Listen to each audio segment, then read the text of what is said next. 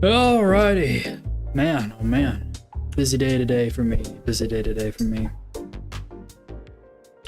We got a lot of week ahead outlooks, but more specifically, we got a lot of stuff coming in around central banks next week.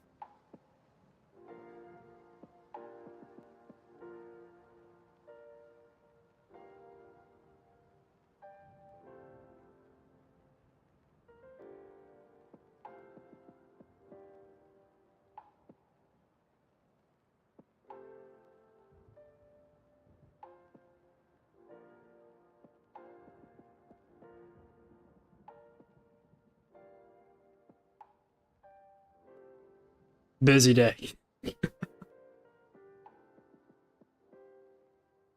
I mean, last couple of days I was pretty busy already. And now today we're getting, like, the holidays are ramping up. Family and friends, we had people here all day today. Yesterday as well, man. And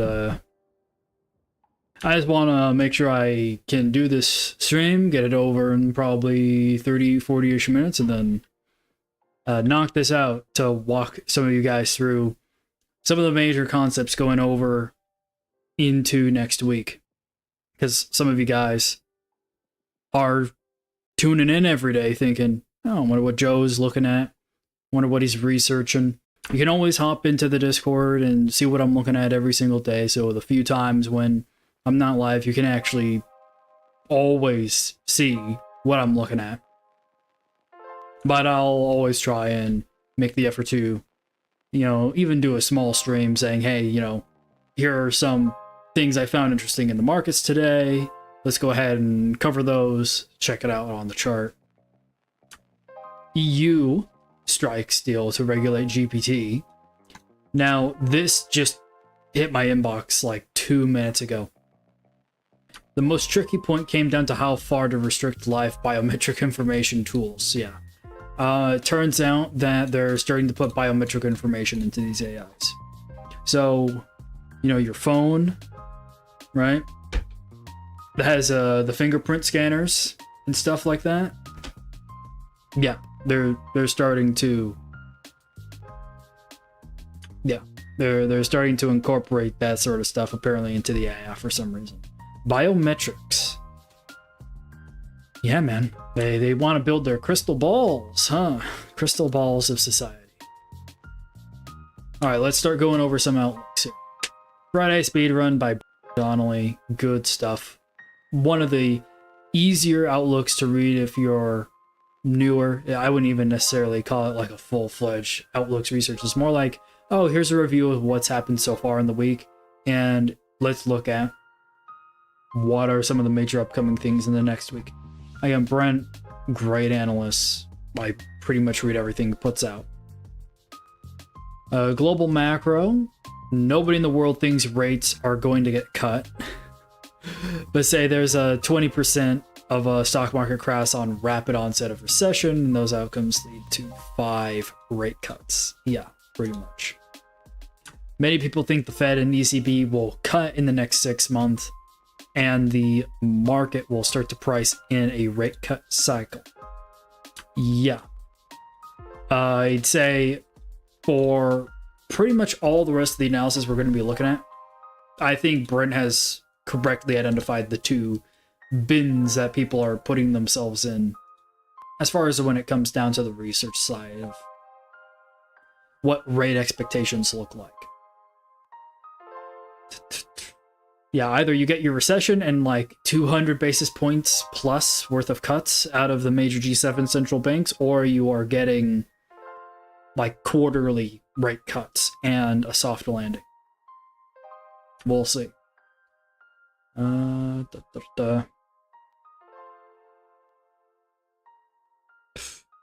Yeah. Big rally.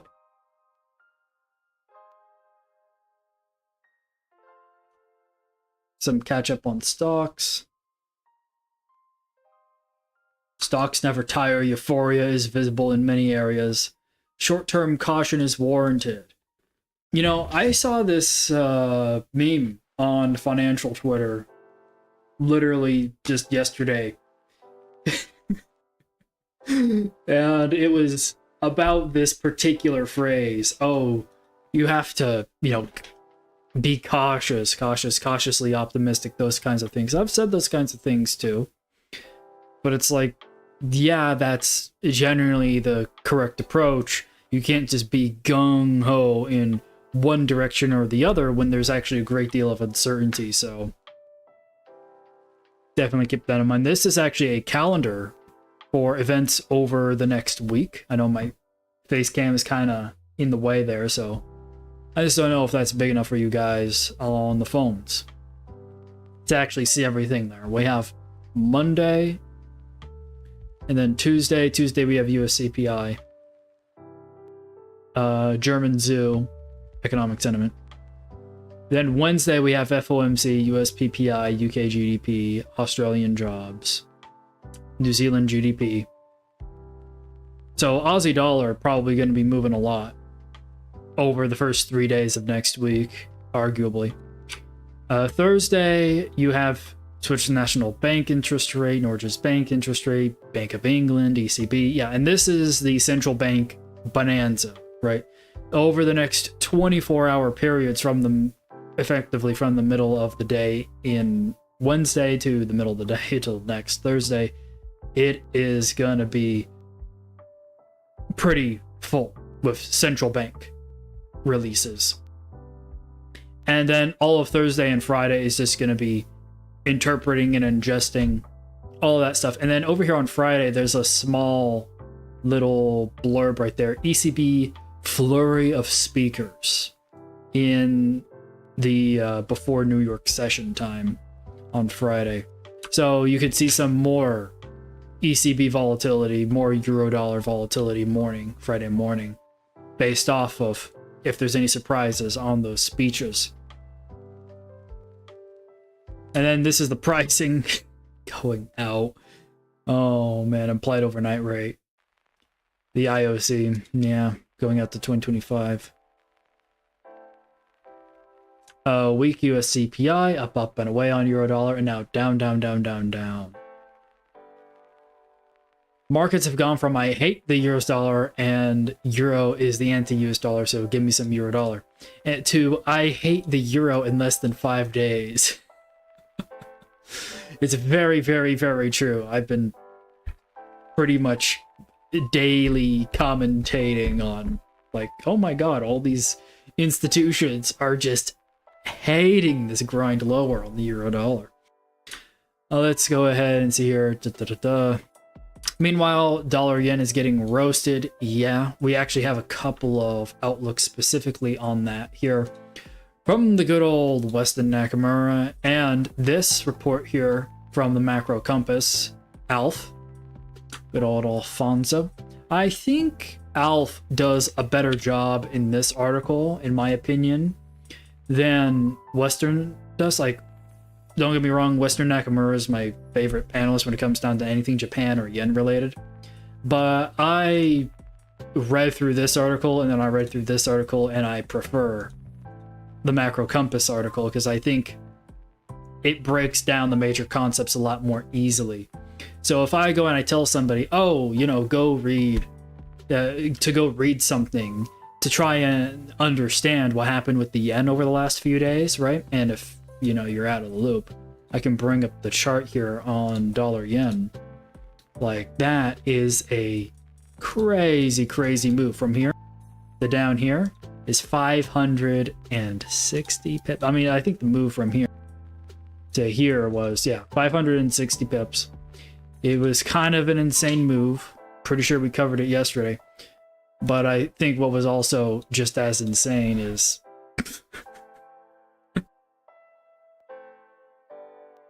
pound yen specifically had a very, very good spot on that low side.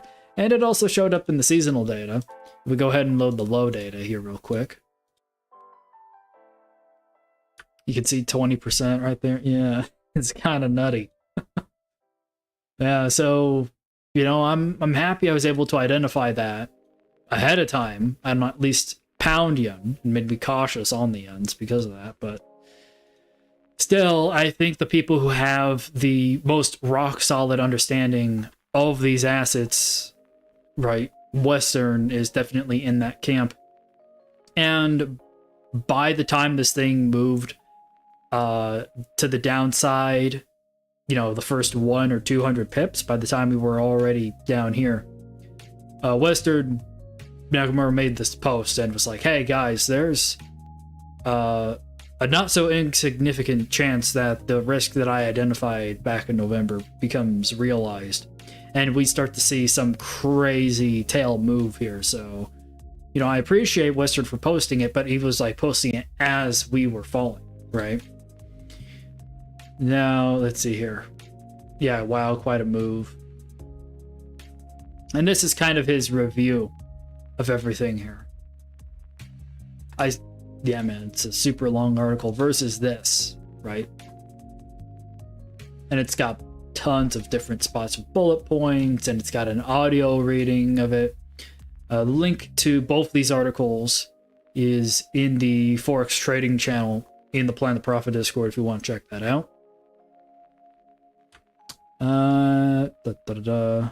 Crypto. Yeah, crypto. A lot of people are bullish crypto right now. Was bullish and long 85% of the entire move. Hit almost all trades. Given the price action in gold, my cautious bearish views on Nasdaq, the near-term euphoria of crypto Twitter, and the looming January 10th date, I would bet 35k before 51k at this juncture.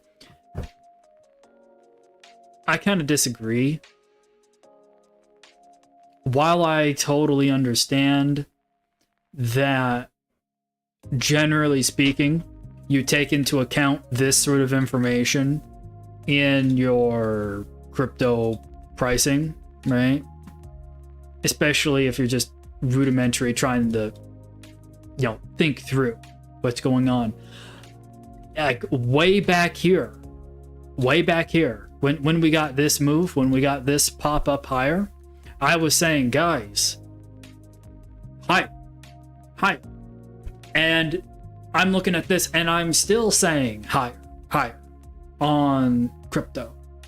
And I don't think that the assumptions made here are assumptions that actually fit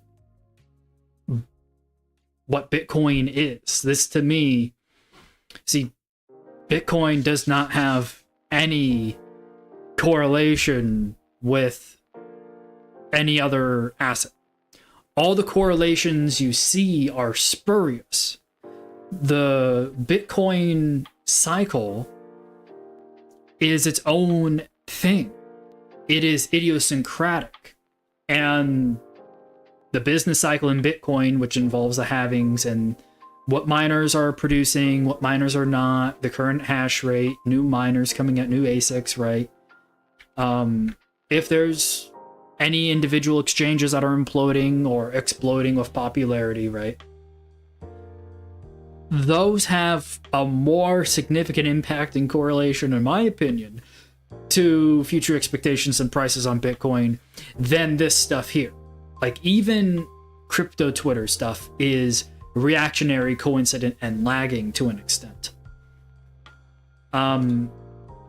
Like, if you're trying to figure out where the top in Bitcoin is going to be, sure, you can look at a sentiment index and it could be bound between 10 and negative 10, and we could be at the highest highs that we ever hide at, and euphoria could be off the Richter scale, and you could be like, oh, I am going to counter trend trade that, and like 99% of the time that's a horrible decision, because in those scenarios you're just going exponentially up and away, and it doesn't take very much time until there's another significant move, right? That's like when the parabolic stuff is coming in. Or simply put, price is moving so quickly that it could just whipsaw you into massive profit and then take you out again. Like, just because you have a high degree of euphoria doesn't mean that, like, that is a decent representation of how to call a top or a bottom. I think sentiment can actually be reasonably decent in kind of qualitatively assessing the strength of a trend net, right? Like, for example, earlier this year, there were so many people who were caught off guard about the bull rally in equities, if we look at that, right? So if I go, I mean, I don't need to bring this up, just bring up SPX. This whole thing right here. I even made videos like, guys, this is insane. I even have bearish expectations going up into these rallies here. But I was wrong, and I pulled off those trades, and I pulled off that commentary, right?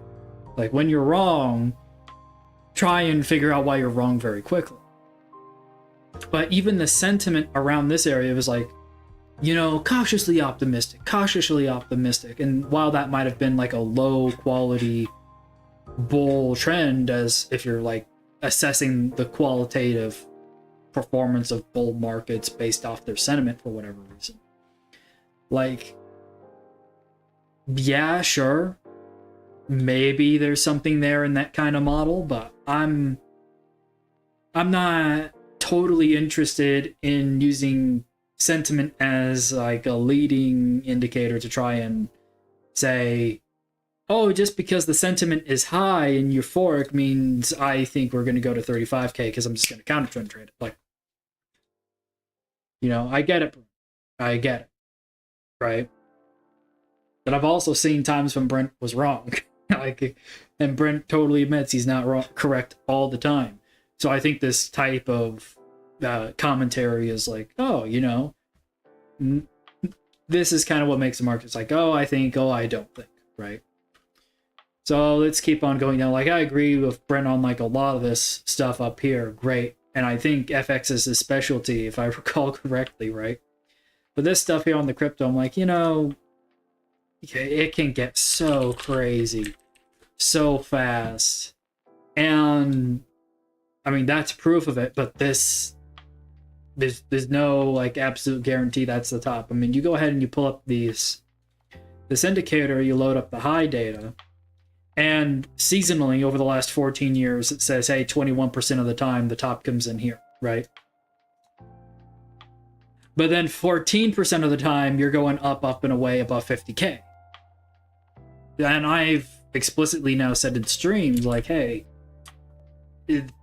in this like particular scenario, there's objectively a non-zero chance, right? There's objectively a non-zero chance. And then if you don't want a frequency seasonal calculation, we can go ahead and pull this up, which is an actual probability distribution. You can see, oh man, once you start kind of crossing this area here, you start to have a great deal of uncertainty figuring out whether the top is going to be in the 48 to 52 range. And once you start going past 52, it's like freaking impossible to say if it's going to top anywhere. You know, you're going to have a very, very high degree of uncertainty around trying to catch like this. Look at this huge tail. Like, that is insane. And we get those tails relatively frequently in an asset that has what you could call an asymptotic supply of 21 million. And when you have a fixed asymptotic supply, you know, call it logarithmic or whatever, I mean, guys, you understand the inverse. Effectively, what we've done is we've figured out, okay, what's the function of what's an exponential function for the demand? You do the inverse of that and you get Bitcoin supply. If you ever wondered why you look at Bitcoin on a log chart, oh, now I remember what I was exactly trying to phrase. I'm having a bit of word salad here today. No, so we have Bitcoin supply curve, economically speaking. It's a logarithmic curve with an asymptote of 21 million. And if you take in economics 101, generally speaking, you invert your supply and demand curve, right? If you know the supply curve and you do the inverse of your supply curve, you can generally estimate the demand. Now, they're generally independent things, but in Bitcoin, you can model demand rather predictably with that supply curve. Because the supply is predictable, and so long, there's no major hack in Bitcoin that like takes it offline, or there's a double spend, duplication, right? What you end up with is the inverse of your supply curve. People can trust putting demand into that supply curve. When you have a logarithmic supply curve that reaches an asymptote of 21 million, and you take the inverse of that, the inverse of a logarithmic curve is an exponential curve. So if I go and I look at Bitcoin here and I type in Bitcoin curve, right? There's all these Bitcoin log growth curve indicators out there that try and estimate the future price of Bitcoin. Now, I wouldn't say this is a great one. Log growth curve. Let's see here. How about from my friend Puma? Yeah. I mean, now we have to adjust the parameters in this one to get the fit, right? But you can see what I'm going with, right? This is a logarithmic curve. That's a logarithmic curve. But we're also on a logarithmic chart. So now, if I go from a logarithmic chart to a linear chart, now we start getting exponential estimation, right? So one way to kind of visualize what's going on here is viewing Bitcoin on a logarithmic scale is kind of like viewing Bitcoin supply. And then viewing Bitcoin on a linear scale is like viewing its demand. It's not exact, right? Because we're looking at a price and there's all sorts of buyers and sellers that come in at the pricing function of it. But if you go to the Bitcoin wiki and look up Bitcoin supply, yeah, logarithmic curve, asymptote of 21 million. Economics 101 inverse of your supply, and your demand is going to be the inverse of your supply. Supply is inverse of demand. You end up with an exponential demand. Kind of nutty stuff. And this isn't the first time I've given this explanation before, and I think arguably there's been streams I've done before that I've explained this feature better. But it's like, compare that sort of like, oh, here's how Bitcoin is priced and why it doesn't have, why any sort of correlation with other markets is kind of spurious. It's because Bitcoin has its own thing going on. It has its own economic thing going on. And not to say maybe Brent, I'll actually assume Brent understands that. He's quite smart. But when it comes down to making this sort of analysis, I'm like, just sort of. I wouldn't place any, knowing what I know with what I just described, I practically discount this more significantly.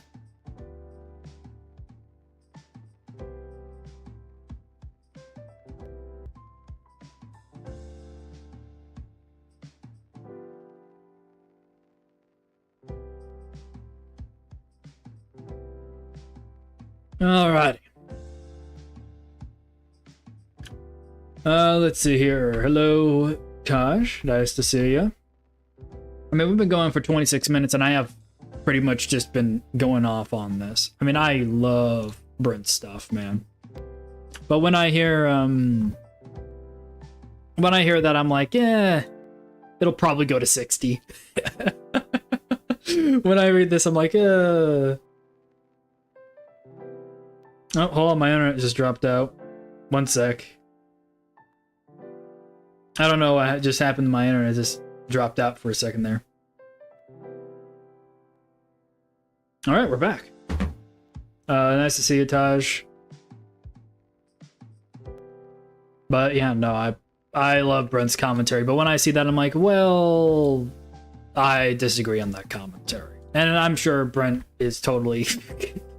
I'm pretty sure, Brent's been around the block for a lot longer than I have. I'm pretty sure he's pretty used to people coming out and saying, no, that's wrong. I'm not even saying he's wrong. I'm just saying, like, I don't think that's a particularly strong thing to be making views on, but it could be done as...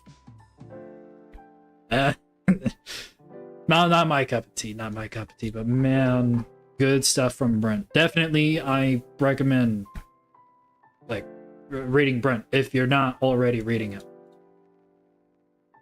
Let's go ahead and keep on going. What's this? Rising war risks prompt property issuers to rethink cover.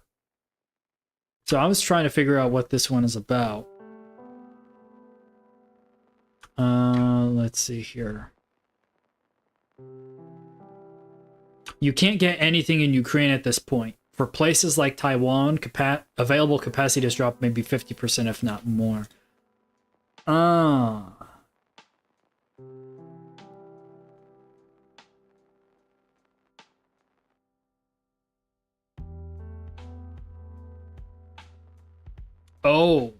It's impossible to get any sort of insurance in those countries. So in Israel and in Ukraine and in Taiwan, it's like very, very expensive to get insurance. Okay, I get it now.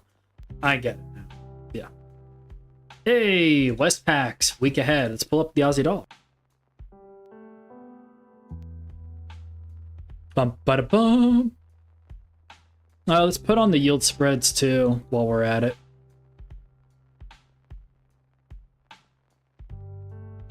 Let's see, our yield spreads are getting a bit more neutral, bearishly biased, arguably. Yeah, you could see over today, they're not so hot. Yesterday, they were okay. Overall, this is pretty neutral outlook, in all seriousness. It's a pretty neutral view on the yield spreads. Let's go ahead and check it out on the week here, and then we'll go ahead and we're going to be looking at next week's ranges. And next week's pivots. Yeah, that is some upside risk. I would not be surprised to see something like up-down. And again, I would also not be surprised to see something like down-up. But let's first actually see what our probabilities are on the low end here. Yeah, next week is super volatile. So see how, like, most of this week's lows usually occur above that S1.5 pivot. It didn't this week, right? We had some slide occur. But then again, that was also because the expectations for rate cuts and the other G7 central banks started going higher. And pretty much nobody was anticipating. So this was a more significant, strong move outside of just the FX prices. This had to do with the yield changes here. You can actually see the yields were actually quite positive here, and then they got pretty negative on this day, and they stayed negative here until the middle of the week. So the yields were trying to push this down, but you can see some guys stepped in. Anyways, looking at this next week, instead of just having maybe moves lower around the S1 pivot, this is like, hey, a risk of like going to S2, this whole section right here is... I don't have particularly high conviction based off the seasonal data here on the upside or the downside. I mean, if anything, I'd probably be more skewed to expecting some more upside move next week on Aussie dollar. Let's look at the closing odds here. Whoa, check that out. That is a split. Yeah, that's definitely a split. Check that out. So you got a 0 right here. So in the last 21 years, we have never closed the 50th week of the year between the central pivot and S0.5. That's kind of interesting. But it looks like more closes occur below the central pivot, right? Specifically below this S0.5, so this spot right here. Seems like most of the closes next week kind of huddle around this S1, S1.5 spot, and then even if you do get a bullish move, it's probably going to come back down because a lot more of your closes for your high odds, right? When you do get a bullish move, you can probably say, maybe we get a more bullish close around the resistance pivots. Yeah, it's probably going to, if we move up to like that R2 pivot, it's probably going to get smacked right back down, maybe to like that R1 or closer to that central pivot. So don't get me wrong, that's 2 trade plans, and I like to have a more distinct directional view, like, hey, going to the next week, I'd like to be bullish. Hey, going into the next week, I'd like to be bearish. Being able to at least see, like, okay, here's the bullish and the bearish scenarios, but in a week like next week, where you do have more significant uncertainty because of the major economic events around the central banks next week, you're gonna end up with a lot of variation in next week's data. So that's just what we got here. Now, if the Federal Reserve stays true to their mandate and they say, hey, we're just not going to, let's say, the future dot plots, a lot of outlooks that we have here on the right hand side expect the dot plots next week from the FOMC to maybe be priced another 20 to 40 points lower, or to, for example, maybe anticipate 100 basis points of rate cuts with 25 basis points done once a quarter. There's a lot of wishy-washy stuff going on right now with future expectations around it. I'm just going to wait till those FOMC expectations actually come out, but what I think could happen is that they'll move the dots down maybe 25 basis points, and they'll have a bit more of a hawkish stand and say, hey, Powell will say, we, the FOMC, don't necessarily think that it's ready, we're ready to start cutting, because we see the United States is still doing well, and China hasn't collapsed, so, as long as they get back on their feet, things should be doing fine. And if over the next year we figure out some sort of treaty ceasefire with Russia, Ukraine, that'll take a lot of pressure off of Europe, and they'll be able to probably more significantly go aggressively into growth instead of sending money over to Ukraine. Look, there's a lot of variables that go into next week's meeting that have to do with stuff that's like multiple months out into the future for 2024. Because this meeting, for all these central banks, essentially is saying what these central banks expect to occur over 2024. This is like their year ahead outlook meeting. It's not like a normal FOMC, like, oh, this is what we expect going out for the next couple of months. It's like, no, this is setting expectations for the, like, hey, what are our plans now that we're holding rates to begin cutting, and at what point next year, right? Because markets right off the bat, it's like 95% or something. It's like crazy high probability that's being priced in, quote unquote probability, getting priced in that there's going to be a 25 basis point rate cut from the FOMC in March. Like, pretty significant odds. And it's effectively 100% priced in at this point to expect a rate cut by the FOMC in May of next year. But March is an awful lot closer than May. So we gotta just go ahead and look at this stuff and see what our options are and see how, if the FOMC starts behaving more hawkishly, that could end up with us closing down here. Because now, like I talked about in yesterday's stream, what you end up with is, instead of all these analysts setting a thematic expectation of the rest of the world, or the G6 Western countries, outperforming the United States, now you're in and keeping their monetary policy tight while the United States starts cutting theirs, you're ending up with the exact opposite scenario where the rest of the G7 outside of the United States is planning to cut policy while the United States potentially stays on hold and grows and stabilizes.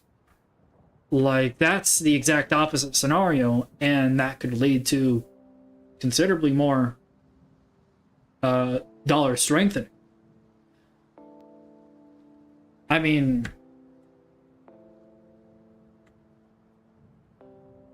maybe up until February, dollar would continue to get strong at that point. And I say February because at that point you would start to see people being like, oh, it's time to go risk on. We are getting closer now to the March meeting, and maybe we get some more data points by then that make the Fed more dovish at that point. But, even projecting out that far ahead is way too risky. And, I think that might be just way too risky and it's way too uncertain to try even to project out into what expectations might be out in February. Now, based off current information, we can say, oh, there's all these rate cuts that are expected. But it's like, will that stuff hold? Will the market pricing be able to convince the Fed, like, okay, yes, let's go ahead and move towards the market's expectations and cut in March? But I'm seeing other bits of commentary that I've posted about in the research channels. If you go to the Discord and you check out the central bank channel, I'm also finding counterpoints saying, hey, guys, also the guy who did the dollar milkshake theory, he did a whole podcast in like a 10-minute segment on that podcast saying, guys, the Fed has not explicitly or implicitly said anything about cutting yet. Like, they've said that they'll cut maybe in the second half of next year. And most of these guys give way and say, well, reasonably we think May, but there's nothing implying that the Fed is getting on that more aggressively dovish side that the market is betting on that they'll cut in March. But you know what? That's a big consensus.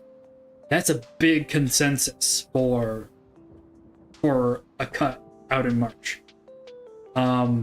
Big consensus. Then again, there's probably models or components or information that isn't being analyzed and shared in these documents that people who are making those really big, confident bets with aren't necessarily talking about, right? Maybe, again, like what Brent said in his analysis when it came down to the two buckets of people for rate expectations going out into the next year, I 100% wholeheartedly agree with. You're either expecting like a recession to occur imminently, and in that case the Fed's cutting like hundreds of basis points, but so is every other central bank. Or we are approaching a soft landing and you're getting like little dribbles of rate cuts going out into the future. And there's still a reasonable amount of uncertainty in which one we're going to get. Over time, personally, I've become more persuaded by the guys who are talking about a soft landing. But I am still reading the research of the guys who are talking about a crash and I am diligently paying attention to the key metrics that they're pointing out. However, some of those people are just doom and gloomers.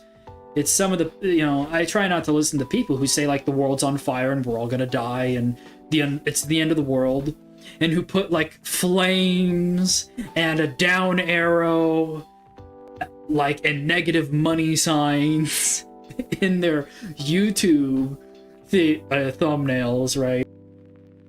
Every single video. Like, there was one guy, he calls himself the Bond King. I used to watch him like when he was really, really small. Then he blew up and he got big and he had a lot of great commentary on the bond market. Oh, Stephen Van Meter. Yeah, but now the guy's like every single video is just like, he's got fire in the background of every single thumbnail of his video.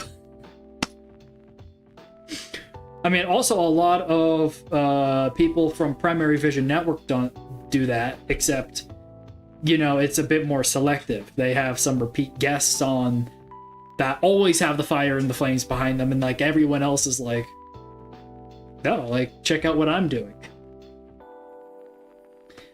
But there's like a whole list of channels that are like, they just prey on the negative, like, oh man, you gotta watch this video because we're gonna crash, we're gonna go down right here and right now. And like, my thumbnail is a money bag, a white outline of a money bag on a black background. But let's keep it simple and let's talk about what we want to talk about and get to work. I mean, I'm just going off on a big rant because I've read all of this research and all this Outlook stuff a lot earlier today. I mean, it'd be a really good idea, frankly, for me to get commentary from you guys in the chat. And if you want me to look at any particular chart, I can pull up the chart and probably an Outlook on the chart, frankly. I mean, there's not many guys on YouTube who are like, hey, I got research like prepared right here. And charts with my own custom probability tools. Like, I don't know any other YouTube channels that have this kind of layout. This is kind of cool. So go ahead, if you're here and you're watching and you want some feedback on like my analysis on a particular asset, there's only a handful of guys watching. I'll go ahead and curate to you guys. And anyone who's watching in the recording, because these are all recorded, go ahead and try and join these streams or leave a comment, or hell, get into the Discord group. I'm always in there talking about stuff. Let's keep this thing going.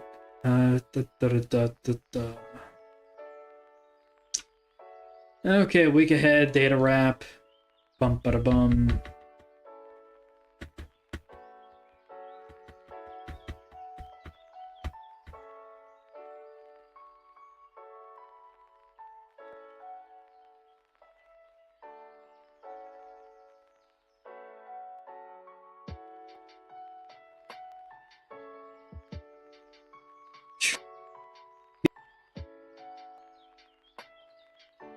New Zealand net migration.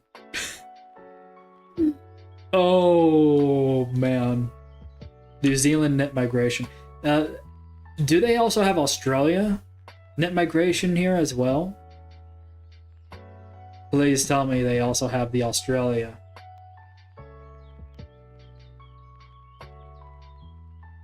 Ah, no. The Australian net migration chart also looks pretty nutty. What? Monthly retail sales. That doesn't look great for New Zealand. I don't know, guys. That doesn't look great. That's not up and to the right. That's sideways. That's not looking good for New Zealand. Let's see here. Tightening financial conditions and weak commodity prices have weighed on the economy. However, an increasingly large migrant inflow is providing considerable support to domestic demand and the housing market, and has become a key issue of concern for the Airbnb as it seeks to slow the economy and inflation. See? Interpretations. Why do people think what they think when they're looking at data? Allowing for seasonal factors, net migration inflows have slowed somewhat since peaking in April.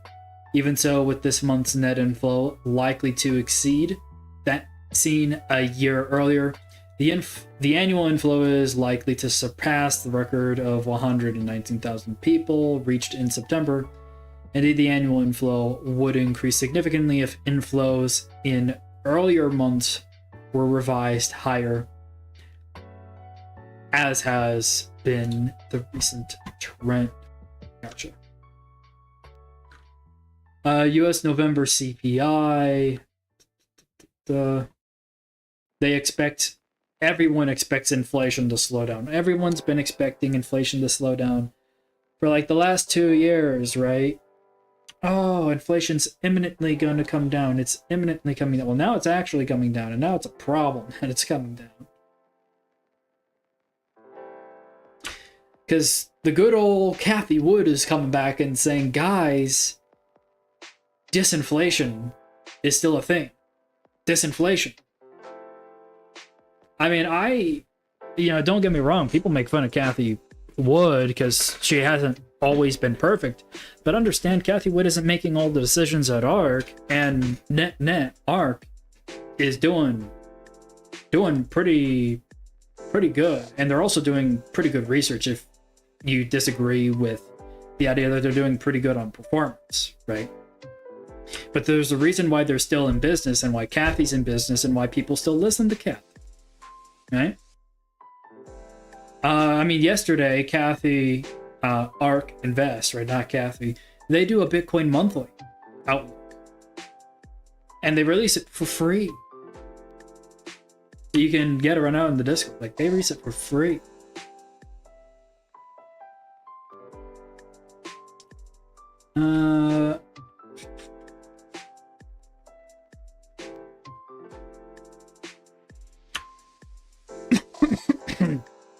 I gotta take a sip.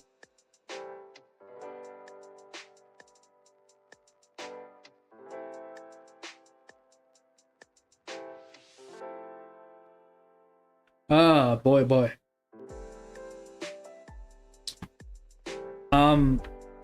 where was I going with it? The Kathy, the innovative stuff. People seriously discount how smart Kathy Wood actually is. I have a lot of respect for Kathy and for being able to take all the slings and arrows in her publicity. You know, sometimes she can, in my opinion, be a bit flippant with her opinions. In just the way that they're presented or worded. But I think she's working with good information. No, she's working with pretty good information.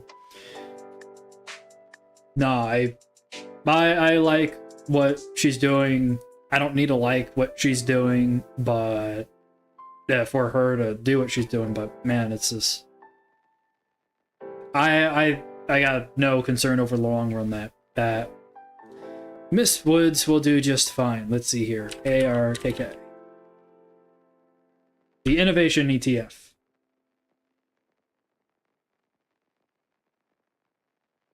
So I'm bringing this up in response to reading this CPI thing, and they're talking about, hey, inflation's going to come down in 2024.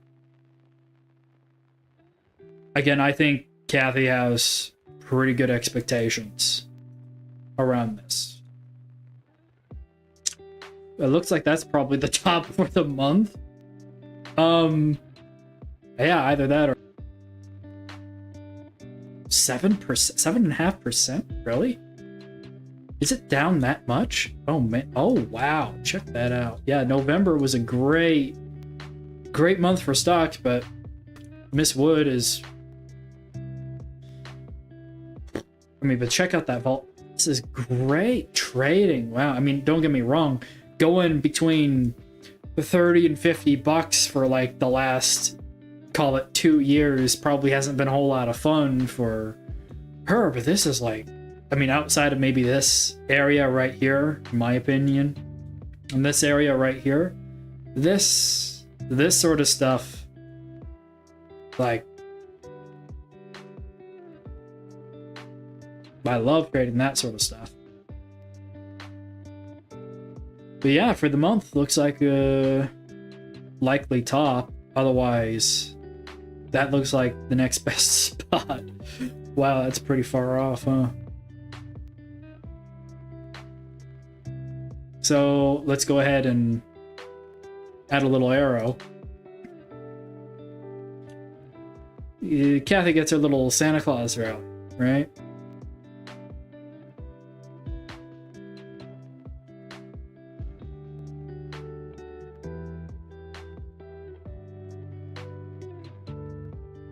Let's also look at the low real quick. Actually, that is kind of interesting. Check out. You have a bump right there in your closing distribution as well. So you get a lot of your closes right here.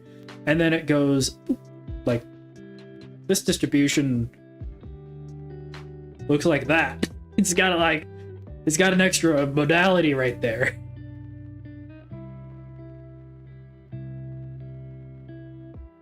That's kind of interesting. But also not so insignificant probability of finding a low there. Or just going straight down here. Remember, this isn't not trying to predict where it's going to go next. It's simply looking at the probability of, hey, here's the probability distribution. Here's where most of your highs occur. Here's where most of the lows occur. What are your expectations from this point, right? Yo, public. Nice to see you in the chat. But yeah, this is, I mean, if I still have risk on expectations, this thing could pop. This thing could pop on ARK. Let's see here, week ahead. Oh yeah, let's go back to the FX stuff. Aussie dollar. Nope, that's... We want this. There we go. So let's see here. They're expecting things to stay pretty flat here. Westpac for December. Then up 100 pips by March, up another 100 pips by June. Now, we know those forecasts don't really end up becoming reality. The prices are a bit more volatile than that. But looking at Aussie dollar, you got an interesting distribution here on the closing side of things. Distribution looks like you got a kind of a skew tail here, and you got a peak there and a peak there, and then a really thin tail over here. So probably a bit of a skew on the bullish side, but like most of your nominal closes are around here or around there.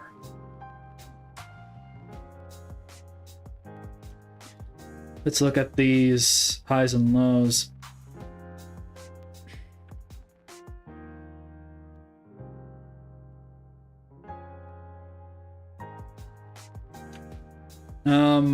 Yeah, I don't know what you posted. Anyways. Yeah, this is... I don't know, I want to go to a weekly range and look at next week's ranges to get a better idea of what my expectations should be, because I'm looking at these monthly ranges and I don't have a particularly strong expectation of us going down to, call it 65 or 67, right? Because based off this, it's like pretty range bound. Then again, there is risk more significantly to the downside if the pricing for the March rate cut by the FOMC is no longer like 90% priced in, right?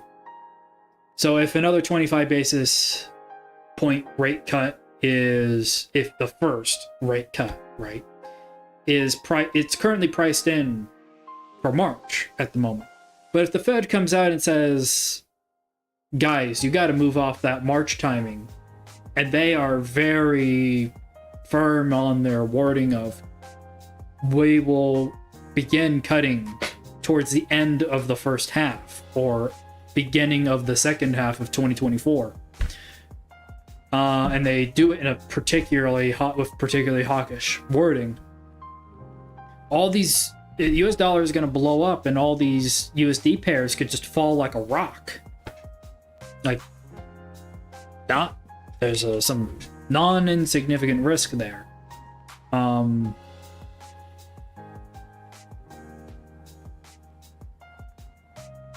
Yeah, a lot of your closes between R1 and S0.5 on the monthly pivots. A lot of your closes around this general area, so it's like pretty rangy. Yeah, I think the weekly odds and the weekly probabilities are gonna help out the most, right? Like this whole thing with the split closing odds, right? Like next week is going to be pretty high variance. So yeah, I would not be surprised to see up here or up here.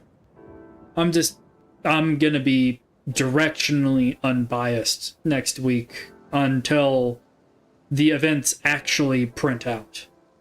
Because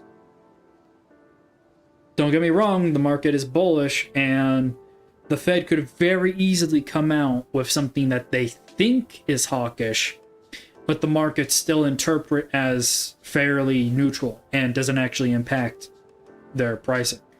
So the Fed has to like explicitly come out as hawkish to get market participants off from pricing 25 basis points on March, if that's their intention. Otherwise, market's gonna like triple double down on that March rate cut.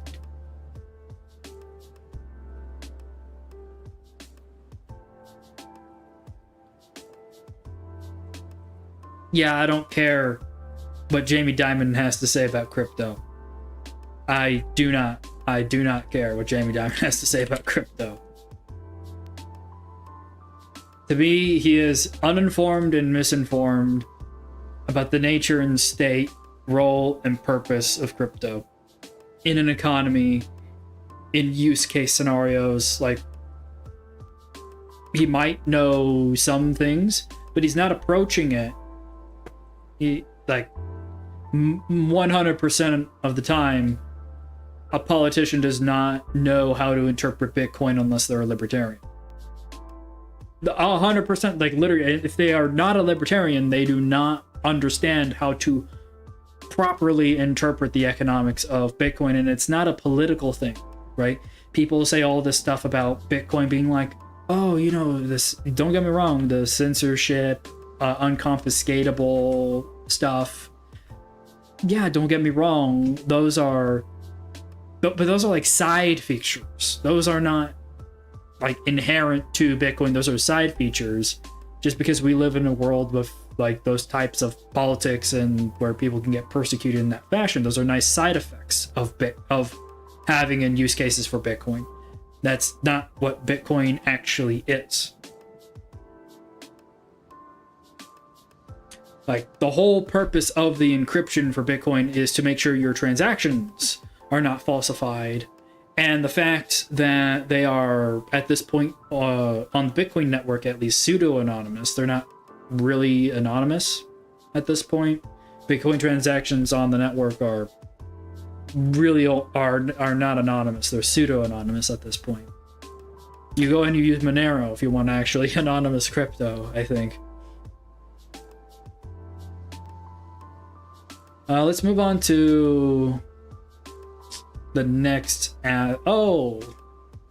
one of the staple week ahead outlooks here. We have PMI S&P Global week ahead economic preview. I haven't gone through this one yet.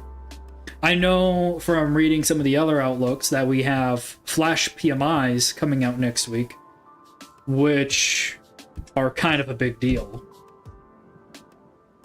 So let's go ahead and go through this. Let's see here. Central bank meetings anticipated in the US, UK, and Eurozone. December flash PMIs releases will also be due for the earliest look into economic conditions across major developed economies in the final month of the year.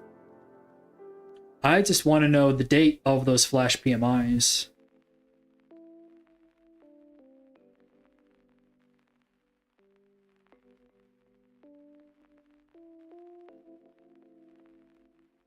Due Friday, December's flash PMI. The world's major policy makers continue to tread an uncomfortable path of citing the need to keep interest rates high in the face of slumping inflation and signs of deteriorating economic performance. December's flash PMIs will add to the debate, having so far been largely adding to the case of rates to be cut earlier than central banks have been suggesting. Although November's final PMI data showed some stickiness of selling price inflation among companies, notably in the services sector, the survey suggests US Fed and ECB inflation targets have come into view in early 2024. Moreover, global input cost inflation, which tends to lead selling prices, fell further, dropping to a 3-year low. The weakness of demand has been most evident in the developed world, and in Europe in particular. So demand is really bad in Europe, though demand growth has also largely stalled in the US. That ain't great either. December's flash PMIs will therefore be eagerly awaited for their indicators or indications of how these trends in demand growth, employment, and firms' input costs are all progressing as we move into 2024. So those are the things I'm going to watch out for and read in the upcoming flash PMIs, those specific things. Input costs, employment, and demand. Those are the three things I'm going to try and put more of my weight on, trying to interpret. Let's see here. No changes in consensus. With the market almost having fully priced in at least one rate cut by mid next year based on indicators from the CME Watch. Yeah, the CME Fed Watch tool is like saying 80% probability that there's a cut at least by May of 2024 by the FOMC. But there are other indicators than just the CME Fed Watch tool that are saying, hey, the likelihood of rate cuts in March is going up. So the Fed might want to be more hawkish explicitly to push the market off from expecting a rate cut in March and pricing that in and making assets go up and up and up and up and up. I don't know. And the reason I reflexively just said I don't know there is because I know when the first rate cuts start to occur, usually that implies that the markets are going to start rolling over significantly.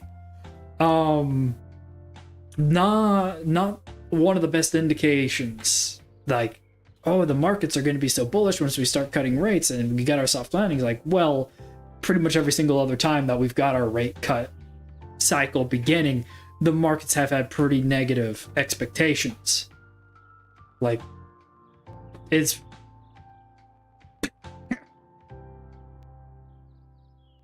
some analysts are like talking out both sides of their mouth, like, oh, we need to get our rate cut on so then we can get our risk on. But then you just empirically look at every single time this has happened before and like, well, is this time different? I don't know, on some assets it helps them, some assets it doesn't, but it's like, it's usually not good for the expected value annually for equities, global equities. What is that? The growth band flipped exponential makes another. Yeah, I don't know what you're saying, dude. Oh, like you're saying, yeah, you're looking at that growth curve, Bitcoin. Yeah. I don't try and put too much emphasis on those logarithmic growth curve indicators, because you need to parameterize them. You have to put in specific inputs in order for them to be interpretable. So you have to fit the model to the latest amount of Bitcoin data and then extrapolate that out into the future. But the model might not, because we're modeling a price and not explicitly the demand of Bitcoin, you can end up with a lot of volatility and variation around those very simple linear growth curve models. Like, it's not, don't try and say like, hey, we're going to go to 90K based off that one little tool. It's a very rough, very basic overarching assumptions, saying, hey, with these basic assumptions, with this kind of linear, this sort of logarithmic growth, maybe we could extrapolate a band of price range that Bitcoin could take out to here, XYZ price, in the 6-figure range or whatever. But that was like 30 minutes ago I talked about that. No. Yeah, not a problem. Not a problem. But it's important to disclose, like, hey, there are some very overarching assumptions in that indicator. And it's really insanely important to have the correct interpretations of the indicator that you're using. Always do your best to understand the assumptions that go into the tools that you're using to do interpretations and valuations. Like, even when it comes down to this economic data stuff, not even just like the probabilities here are on the left hand side, right? I go and I try and always do my best to make people rigorous in their interpretation of the indicators that I build. I never want people to try and be surprised, like, oh, I interpreted the indicator incorrectly, right? It's incredibly important that I walk people through, okay, here's the statistical assumptions behind it, and here's how we interpret these things for valuation purposes, not necessarily for trading purposes. We can go ahead and come to estimates without having to commit to effectively gambling, right? And the same sort of interpretation, in rigor, needs to be done with, arguably to a more significant extent with all these macroeconomic indicators, because the statisticians and the government entities who do the data collection to generate all this economic data have assumptions upon assumptions upon assumptions. And like, they'll take samples from certain parts of their economy and then make an assumption that extrapolates to the whole economy. And you need to know when that sort of extrapolation doesn't fit. But in order for you to even do that process and make that extra interpretation of like, hey, I don't necessarily agree with that assumption, you have to first learn that assumption exists in the first place. So you actually have to understand what it is you're doing when you're looking at each one of these economic data points. And it's one of the reasons why I really have a lot of respect for Chris Williamson, because he has article upon article upon article breaking down the IHS PMI numbers when they were still, under IHS. Now it's S&P. They got acquired. But it's incredibly important to actually understand the assumptions and the underpinnings and, the construction of the things that you're interpreting. So then when something unexpected happens, you don't make an incorrect interpretation and think too literally of just some lines or some values from an indicator or a survey or some technical thing that doesn't have any feedback that's necessary from whatever crisis or crazy move that just occurred in the real world. Like, how many of these economic indicators actually have some sort of feedback impact on terrorism, right? There are specific indexes built for that purpose. So then other indices and models can incorporate that particular risk factor, right?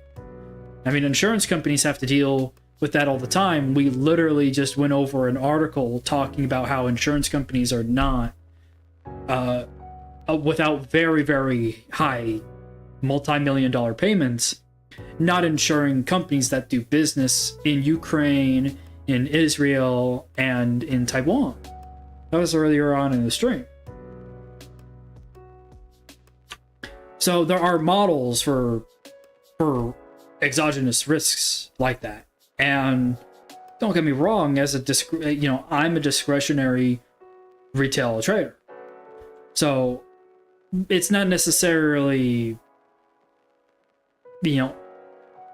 absolutely important that I have that sort of model right now, but I have plans to go down a more professional route. It's why I'm learning all this stuff. It's why I really enjoy doing these streams and going down all this stuff, right? So it's, for me, this is practice. For me, this is practice. Yeah, good stuff. Let's keep on moving down. But when it comes down to, so right now I don't need to have those sort of models, and maybe you guys don't need to have those sort of models. But you want to learn more about what's going on in the world and how these things work. Well, I'm a guy interested in learning more how they're working, and I'm streaming about it. So it's like, oh, cool. Some guy who's relatively entertaining and enlightening at the same time. Nice. Also fairly easy to get access to. Let's see here. Global PMI signals largely stalled. Worldwide employment stalls. I actually already read this article here, so I'm gonna scoot past it. But again, if you want to understand the employment side of things here, where was it? Yeah. This spot here, I said I'm going to be looking at employment growth and input costs. Well, this is a whole walkthrough on that employment component right here. Like, get to reading this. Get to reading this. If you don't feel like you know enough about what's going on exactly in the employment scenario globally. Because this is all global stuff.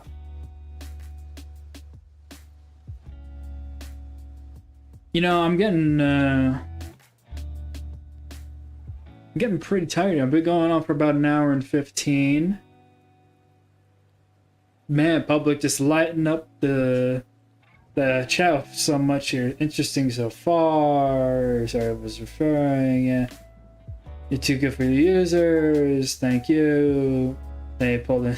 Yeah, man. Yeah, they pulled. Yeah, I've been hearing about it actually over the last week from some of the people I know in California still. There's a multi-week, sometimes month-long waiting list now if you want to get insurance in California. If you want to get insurance in California, sometimes you either have to go to the right company and they'll get you insurance in 3 or 4 days, but there's a waiting period now. It could be a small amount of period, a couple of days, or several weeks, depending on the insurance that you're trying to get. It's bad. It's bad in California. And they won't necessarily say why they're not insuring people, but it's just, there's all these extra regulations that have come out, and the insurance companies are, they are getting hit hard doing business in California, and insurance in California is kind of like a controlled thing. Insurance companies don't necessarily always get to set the exact price that they want. They have to fit within some California regulation, if I recall correctly. So they're just making the enrollment process harder for people in California, and accepting way less people who are, significantly smaller risks. Yeah, multiple times lately, people shut down. Yeah. We don't need to go over all that. Everyone already knows what's going on in California on that front. I mean, if you want some good documentary stuff on how bad the economic situation is in California, there's a ton of great documentaries from the Epoch Times on what's going on in California. Some great investigative journalism too. Yeah. Man, I mean, I'm trying to go through this and keep my throat clear, but it's like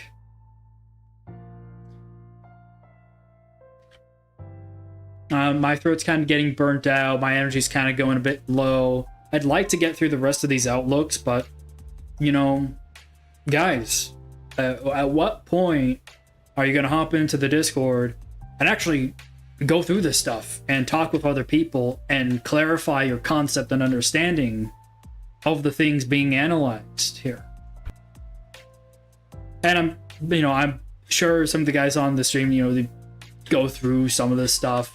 Maybe you're starting to, dip your toe in. Maybe you're starting to take a few steps into the pool here of research and starting to go through it and starting to get competency at a comfortable rate. I'm explicitly talking about the guys who are just totally on the sidelines here. Just start reading some of this stuff. Start going through some of this stuff. It's free and publicly available for a reason. But nobody bothers going through it. Bothers going through it. I mean, I'll happily go through it. I'll happily do that.